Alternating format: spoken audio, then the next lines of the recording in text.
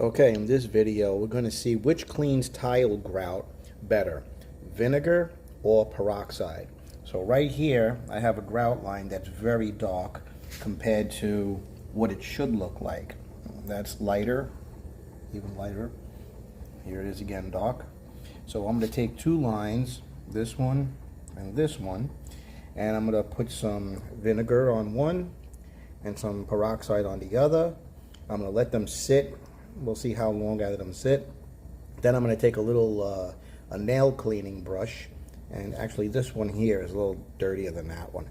I'll take a nail cleaning brush and we'll just mix it up a little bit, and then we'll dry it and see which one looks cleaner.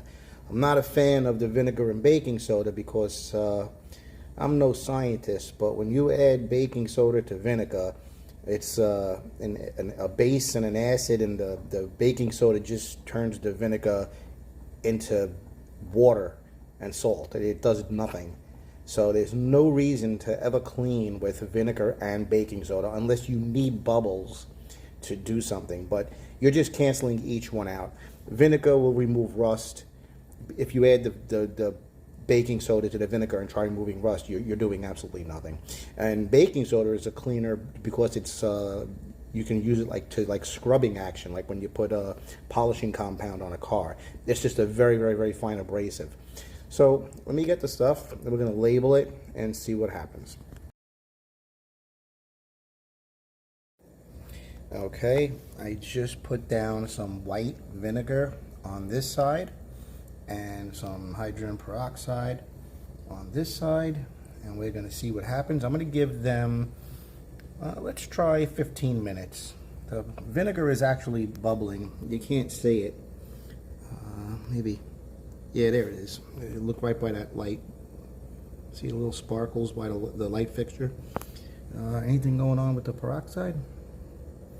Nah, nothing's going on. Okay, we'll be back in 15 minutes. So about 8 minutes went by so far, and I came over with the nail brush, and I gave the vinegar a scrub. And you can see already the vinegar is loosening up whatever dirt is in there. Let's see if I can get a good shot of it here. I'm not sure. Yeah, you can see that. It's actually looking a little bit lighter. Okay. So I'm just roughing it up a little bit. I got to do a lot now. I screwed myself. I'm going to have to do all the grout lines in the kitchen. So let's see. So let's just mix it up there. Keep it nice and wet. That's what she said.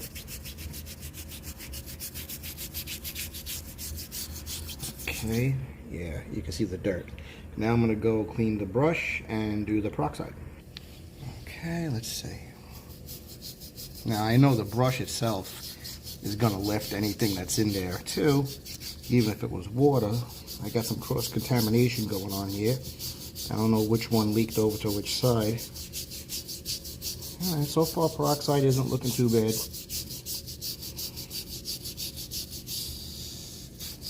Okay.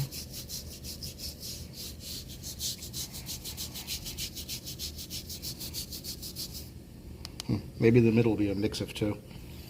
Alright, let's give that some time to sit and we'll wipe it up.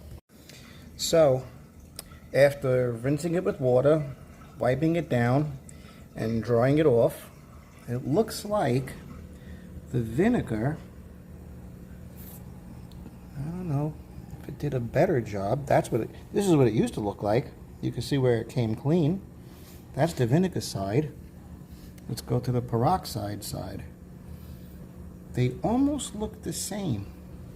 Let's see, that color to that color.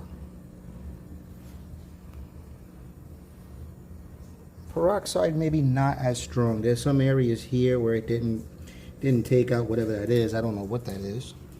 But you can see this is the vinegar where it stopped. That's where I ended. So it looks like now I got much more work ahead of me. I should never have done this, or I should have did it in a different spot. So actually I think maybe peroxide is cheaper than vinegar, but they're both not bad. I think I would go with the vinegar. Vinegar and a little scrubbing. Yeah, this part is really nice compared to the original, which is, let's see, like over here. That's how light that is. All right, I'm going to take a shot of it now and compare it to the other. All right, thanks for watching. I don't know if this helps any, but maybe it does.